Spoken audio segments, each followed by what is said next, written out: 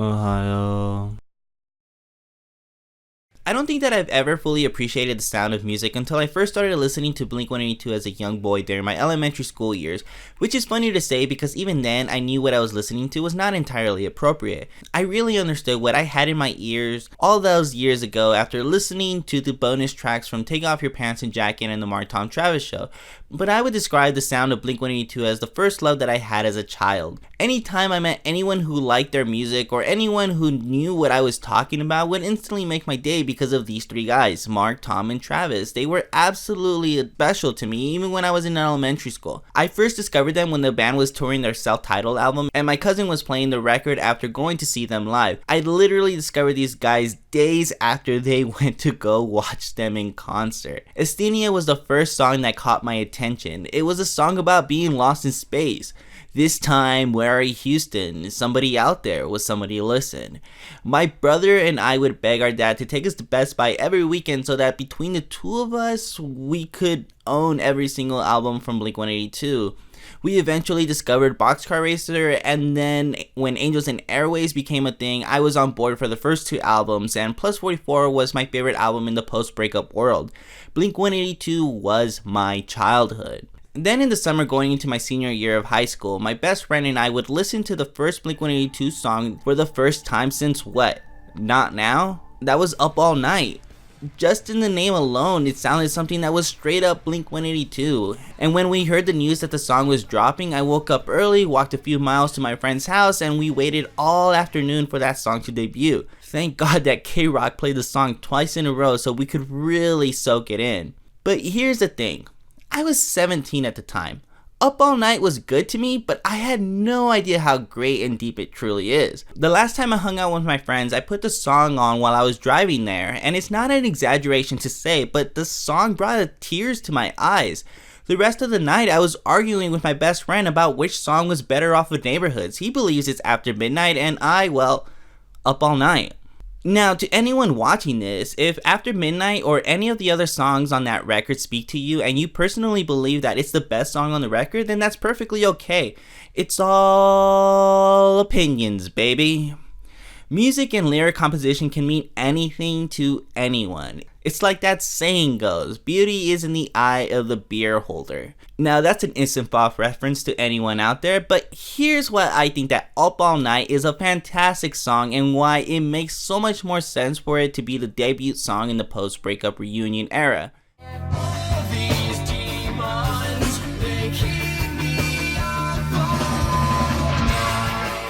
Blink-182 is notoriously known for their simple song composition and catchy lyrics, often feeling a bit shallow in the writing department. Mark even once said during a Kevin and Bean interview that it doesn't have to be complex, it just has to be good. The self-titled album was all about showing their fans that they're much more than the gag songwriters. There's depth and nuance in their songwriting.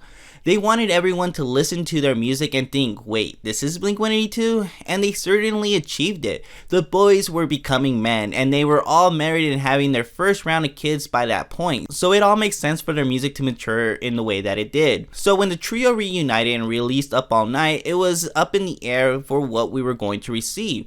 Was it going to sound like classic Blink? Was it going to be the next step after the self-titled? Or was it going to be a combination of space wave sound mix with electronica between Angels and Plus 44. If the self-titled album was deep because the trio were now married and starting families, what were they going to look like as men in their early 40s? What we got was Up All Night, and the perfect response to this question. Now, I'm not an expert in music composition by any means, so I can't really speak much on the matter. This song sounds great, so does After Midnight, but lyrically, this song feels like a Charizard to stay together for the kids being a Charmander, meaning like Charmander staying for... I cannot say this in a more convoluted way, but what I really mean to say is Up All Night is the natural evolution of song with depth. Let's take a minute to read over these lyrics. I don't want to focus on every single lyric, but more the ones that just speak to me, because as someone who is now an adult and is making mistakes left and right and is watching the people I grew up with live their lives, Up All Night pulls at me in such a deep way that my 17-year-old self could never begin to understand. In the first verse, there is a lyric, everyone lies and cheats their wants and needs and still believes their heart.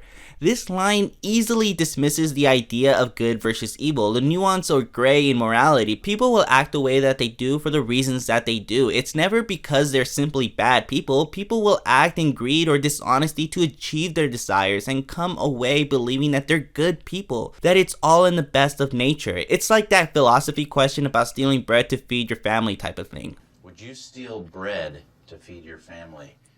Boom! In the second verse, the next line I want to give attention to is, everyone raises kids in a world that changes life to a bitter game. Life gets tough, it gets really hard. As young children, most kids grow up with the focus on expressing their creative side and children getting to be children.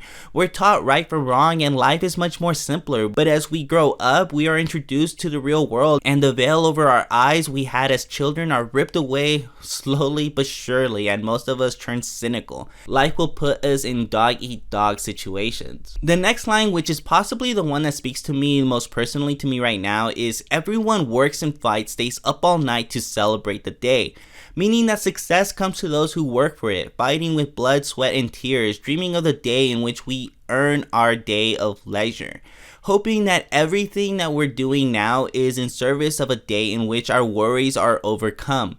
Whether it be this promotion you're working for, writing the papers all night long for that degree, or being an artist who is waiting for their big break. Everyone has something worth fighting for, and we all dream of the day in which we finally reach our definition of success. And the final line in the verse, everyone lives to tell the tale of how we die alone someday. Sometimes we don't live long enough to see our day of leisure, and our moment of success is cut short. Life has a funny way of knocking us down. You know how they say, if you want to make God laugh, then tell him your plans. The people we spend our lives surrounded by aren't always going to be there, and that's rough. And finally, the chorus of the song.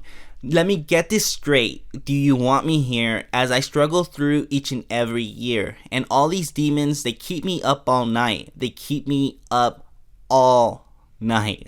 Which really supplements the theme of this song, being that life is full of struggle. Every year that passes, there is something that we are dealing with on a personal level and otherwise. Life will keep us up all night as we stress. Sometimes these things make it difficult for us to be around other people. I've dealt with stress that makes me difficult to be around others. Family suddenly changing their perception of me, a girlfriend who puts up with my erratic behavior, and friends who will ghost me because I've acted in some type of way. Life is all about struggle, and that's why I think Up All Night is such a great song. These lyrics written by these type of guys who are no longer kids making jokes about screwing with the pooch or sodomizing grandpa. They're adults dealing with demons that keep them up all night, just like everyone else. And well, after midnight, it's a great song, but it's a song about a doomed relationship that is struggling to stay alive.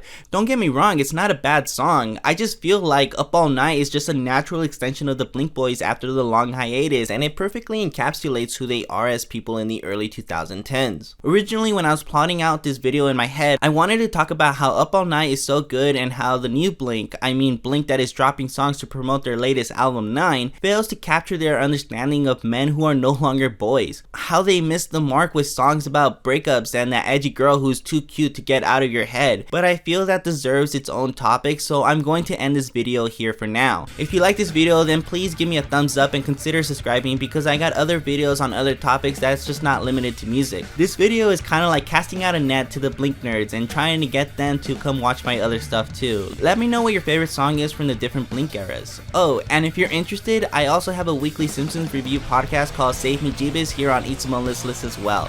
I'll see y'all later, fam. Bye, cha.